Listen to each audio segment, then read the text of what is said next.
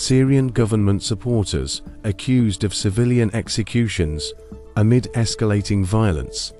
Eyewitness accounts and video evidence suggest that armed individuals loyal to the Syrian government have carried out field executions, with some reportedly speaking of "purify the country."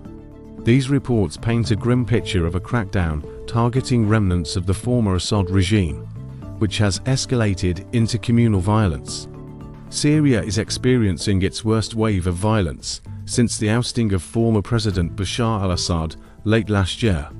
The recent unrest began when armed groups entered Alawite-dominated regions on Thursday, in what Syrian authorities described as an effort to suppress an insurgency by rebels still loyal to the former government. According to the Syrian Network for Human Rights (SNHR), a UK-based monitoring group, at least 642 people have died in the violence, including numerous civilians. The group alleges that government forces conducted widespread field executions of young men and adults. Syria's interim president, Ahmad al-Shara, called for a national unity on Sunday, referring to the clashes as expected challenges. His office has announced the formation of an independent committee to investigate the incidents. CNN has reached out to the Syrian government for comment. They declared jihad on us. One resident of Latakia, who requested anonymity for safety reasons, described the situation as dire. Armed men went from house to house, attacking people almost as a form of entertainment. They declared jihad on us from all over Syria, the resident said. After 30 years in the city, they fled on Saturday, having seen dead bodies on the streets as early as Tuesday. Another resident, Bashir, shared a harrowing account. People were fleeing, and those who couldn't were killed, he said. My 70-year-old uncle, a history professor, and his 60-year-old wife were executed in their home. Both were Alawites living in Baniyas, a city in the western Tartus province. Bashir expressed fear for his life and the safety of his two children. Escalation of violence. The violence intensified on Thursday night when armed groups reportedly moved toward Latakia and Tartus following attacks by Assad loyalists on new government forces stationed in Alawite areas.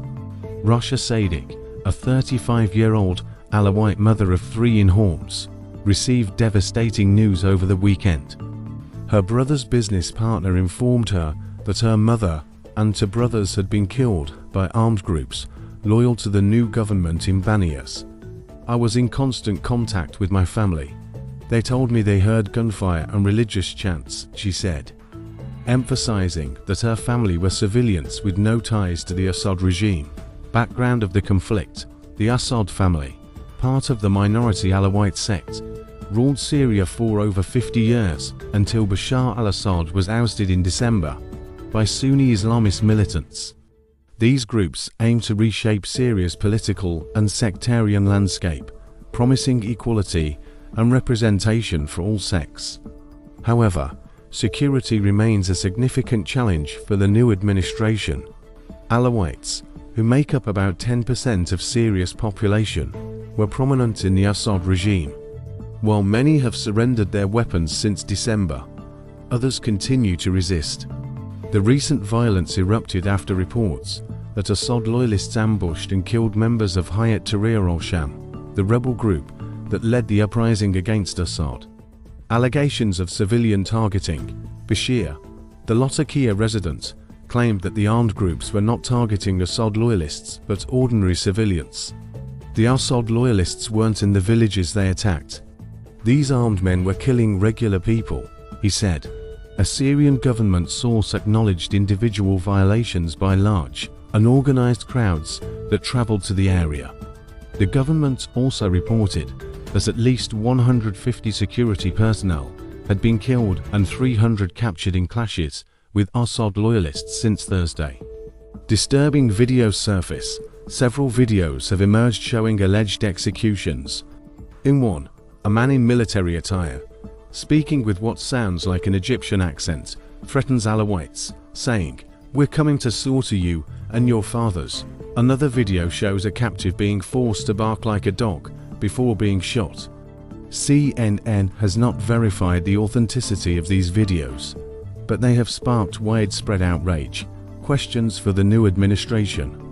The violence raises serious concerns about the new Syrian government, which has sought to distance itself from its jihadist origins.